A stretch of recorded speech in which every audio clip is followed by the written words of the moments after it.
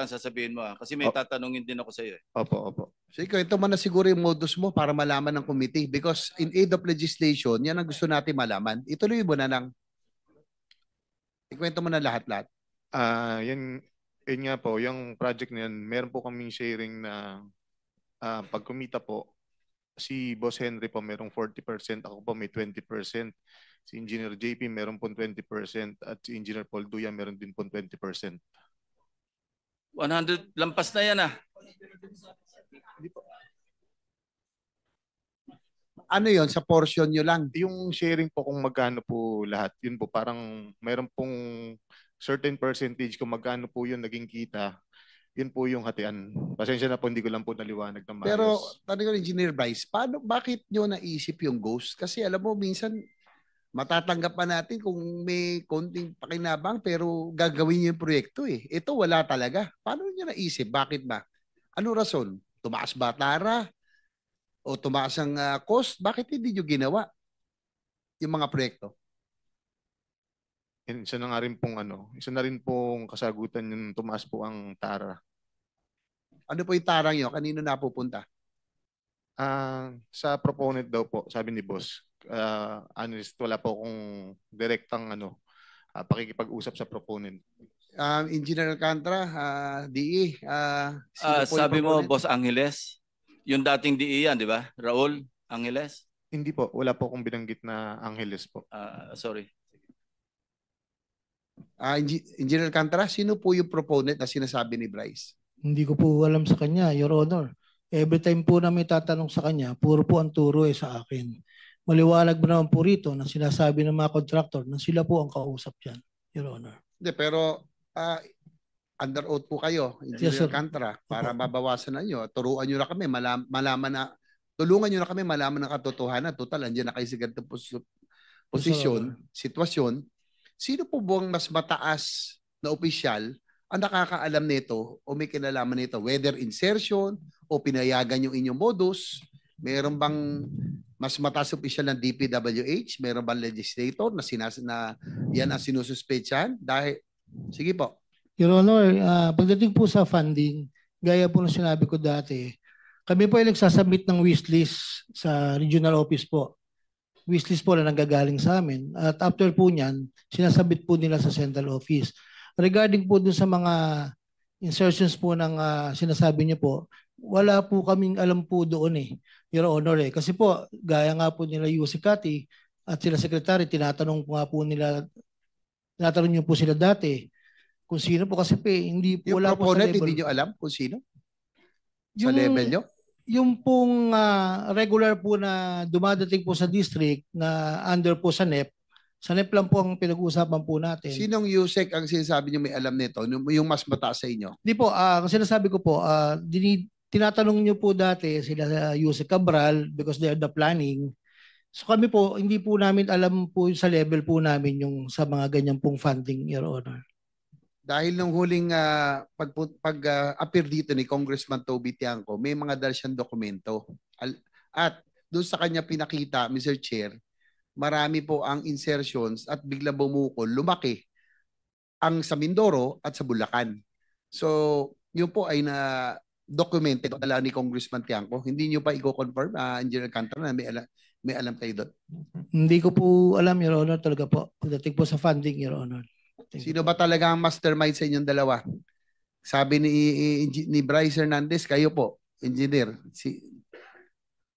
Your Honor, yung pong Ghost Project yan, talaga pong wala po akong alam sa Ghost Project na yan, Your Honor. Mr. Chair, with the indulgence of Senator JBR. Senator Erwin Tulfas recognized. Mr. Chair, can we ask this person to show cause, order a show cause order for him today bago natin i-cite for contempt?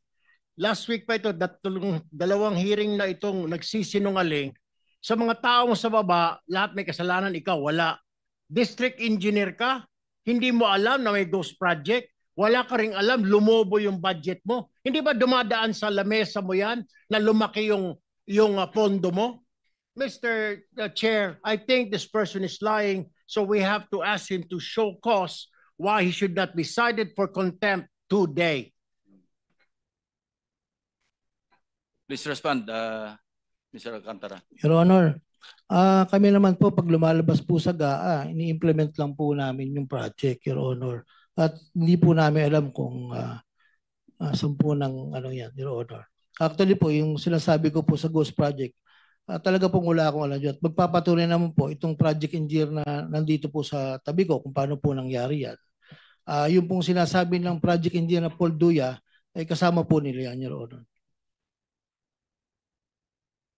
Mr. Chair, unacceptable, and therefore I will move, Mr. Chair, that we cite this person in contempt for lying before this committee, Mr. Chair. There is a motion to cite in contempt of the committee, Engineer Henry Alcantara. Any objection? Hearing none, you are cited for contempt. Thank you. I'll wind up for this round, Mr. Chair. Engineer Alcantara, kayo yung inyo pong distrito ay multi-awarded dahil sa high utilization in disbursement rate. Tama ho ba?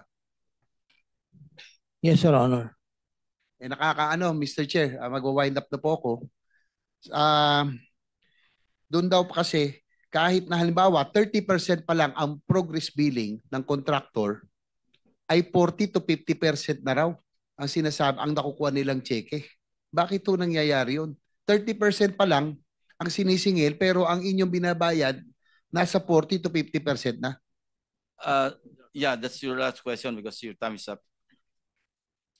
Your Honor, ako po kasi nagdidepende lang po ako dun sa statement of work accomplished na pinipirmahan po ng tao ko. Kung ano po ang accomplishment na nasa field, sila po kasi ang nagsacertify po ng Your Honor. Thank you po. Thank you, Mr. Chair. Siguro, last na, Bryce, sino ang proponent? Alam mo ba? Ayaw kasi sabihin ni Engineer Alcantara eh. May alam ka ba? Sabihin mo na, para may inyong immunity na sa'yo. Ang sinasabi lang po sa amin ni Boss, wala po akong specific kagaya po nung sa iba na sa ibang senators po na nabanggit ni Boss. Pero dito po, wala po siyang specific na sinabi kung kanino po. Before I recognize Senator Amy, who's next in line, may papakita lang ako na slide. This will be a test of your credibility. Ano nga yung slide? Yung piles of cash na pinakita doon sa House.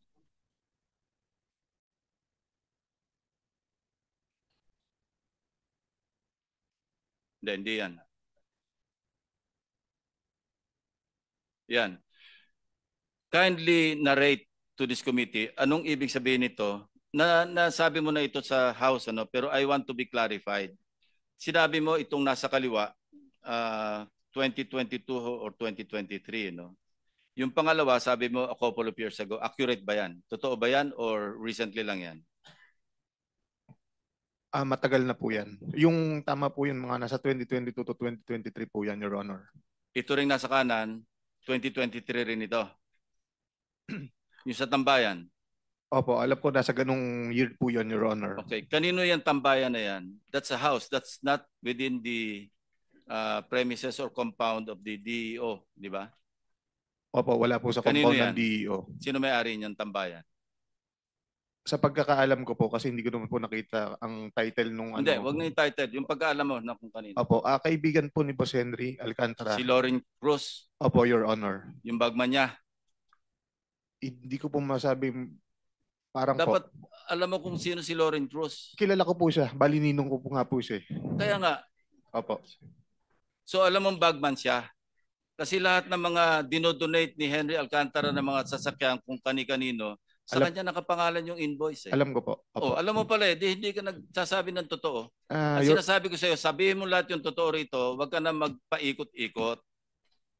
Your Honor, ang naging dating po kasi sa akin ng bagman is parang tagadala po ng pera. Pasensya na po kayo. Oo nga, Hindi ko lang po naintindihan. tagatago ng pera, tagadala ng pera. Ang alam ko po, opo. Kasi kanya tong lugar, di ba?